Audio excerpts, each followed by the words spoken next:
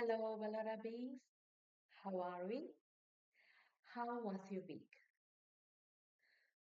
Wherever you are right now, just pause for a second and stay here with me for the next 10 12 minutes because today we are talking about laughter and joy. If those words feel foreign to you right now, I see you. Stay with me anyway. I don't see this topic talked about much out there. Either my research engine needs a serious upgrade or it is something we just don't say out loud. So, let me ask you honestly, when was the last time you had a real belly filled laugh? The kind where you can't breathe, where you're wheezing, where you maybe peed a little. For me, I can't remember. I smile, I fake laugh even, but that free, genuine joy, the kind that just takes over, feels like a dream right now. And the saddest part is, I don't think I'm the only one. So tell me honestly, when is the last time you laughed like that? Freely, with no performance attached to it. I am currently reading A Court of Silver Flames by Sarah J. Maas. Second time through. Don't tell me you don't know Cassian and Nesta. If you don't, go meet them, jump headfirst into the world of romantasy.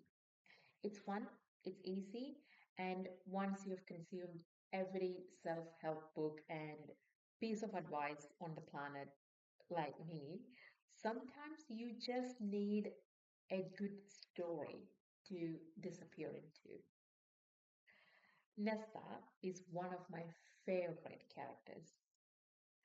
The way the author writes her PTSD, the way she slowly claws her way out of her own shadows, is genuinely inspiring. There is a moment where Nesta is sitting with a priestess and she almost says out loud how worthless she feels, how exhausted she is of being anywhere but inside her own head. She catches the words before they spill out. She doesn't really say it out loud.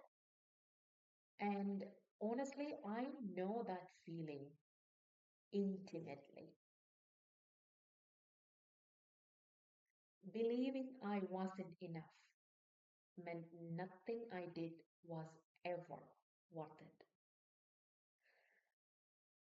All those mistakes I made, I couldn't even forgive myself for them. I spent so much time inside my own head, replaying past events, rewriting conversations that had already happened, beating myself up over and over.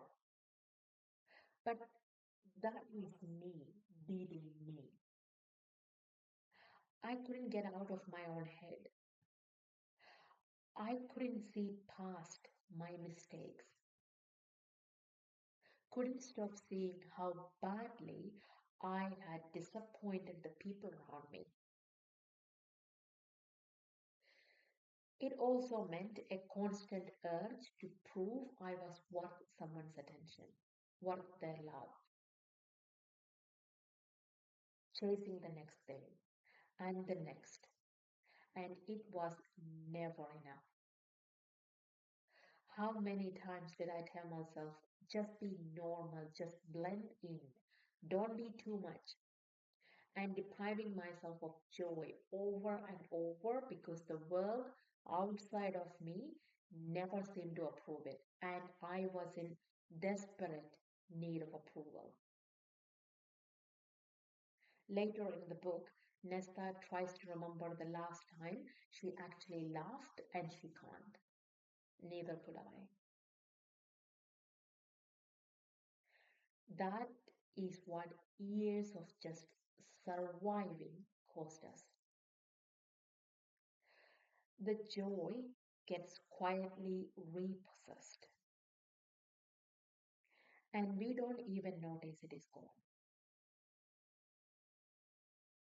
Let me tell you what that actually looked like for me in real life. I love color, okay? I love color. Clothes made with color, with art in them, like really expressive. Earrings and jewelry, big ones that are actually unique and they have a story behind them. I can feel that. That's my thing. I love this old, imperfect designer patterns, and I love this quiet, slightly overgrown corner of a meadow and art gallery that is beautifully, deliberately, a little messy. I love rainy, moody days. I love sunshine, the way it touches the grass in the afternoon and turns it gold. I love all of that. For years, I didn't feel any of that. I didn't even realize I loved them. Sun was just a thing that made me hot and itchy, reminded me of sunscreen and skin cancer. Rain was a logistic problem. How am I getting to work? It's quite annoying. Afternoons were for crashing or forcing myself not to crash. Clothes and jewelry had to be practical, professional, and appropriate. Every single minute was accounted for, and I spent most of those minutes looking for someone's approval. I know. This might sound like a tiny privileged problem, and I am privileged to even have the space to miss these things. I am grateful for that. But that doesn't erase the fact that these small, specific things are where I find joy. And I went years without them. I was living a life someone else had designed for me, trying to fit a mold I didn't choose, wearing a mask that smiled, nodded politely, asked just enough questions to seem present, and spent the rest of its energy trying to prove I was worth something to people and places that never actually wanted to see what I was trying to show them. I was quietly begging to be seen. Please, I don't need much, just enough to get me through this. Just tell me I'll be okay. And the hard part, the part that actually breaks you and broke me, is realizing that the people around us don't always want the real us. You see, I am not an orphan. I had parents, siblings, family, friends, everyone. But somewhere along the way, I became a number in one place, a name and a job title in another, and the person they expected me to be everywhere else. None of those versions were the whole me. It is a brutal realization. It should be, because I realized I cannot outrun who I actually am forever. That running, that constant wrestling, that is the real thief.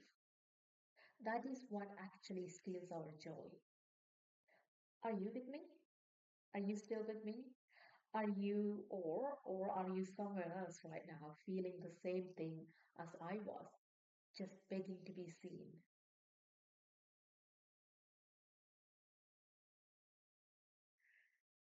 If life has been hard for you lately, genuinely hard, pause here with me. Not because I know your story, and not because I'm putting everyone in one box. I'm saying this because I believe you are a courageous soul.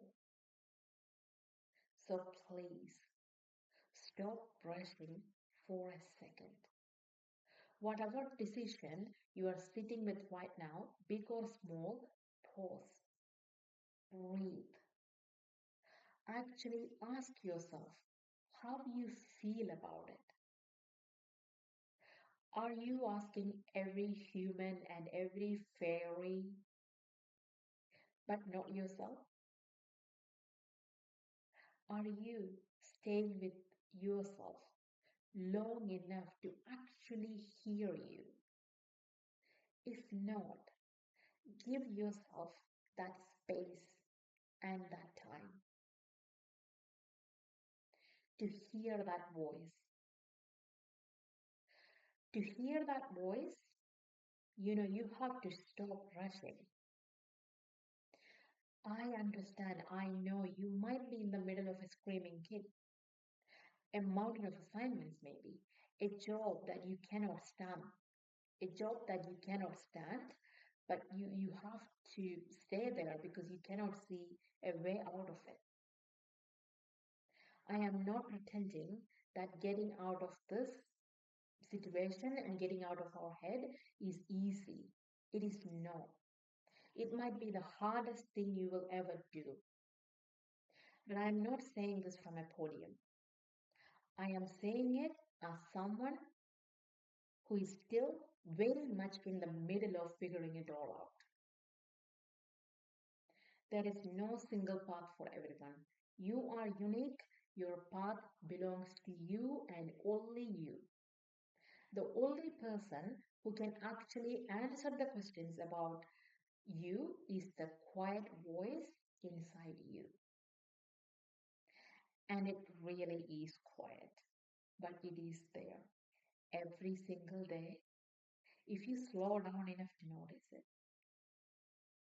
So start there, slow down, make a little space, a little time just for you. Go find what actually makes you laugh, what gives you real joy. I am doing it right now, and I believe you can do it because you are a courageous soul. Does that make sense? Does any of it land for you? If it does, it would mean a lot if you like this video, subscribed, and share it with someone you think might need to hear it today. It actually helps this little channel more than you think. That is it for today. Thank you for being here with me. Have a wonderful week, and I will see you in the next one. Bye bye.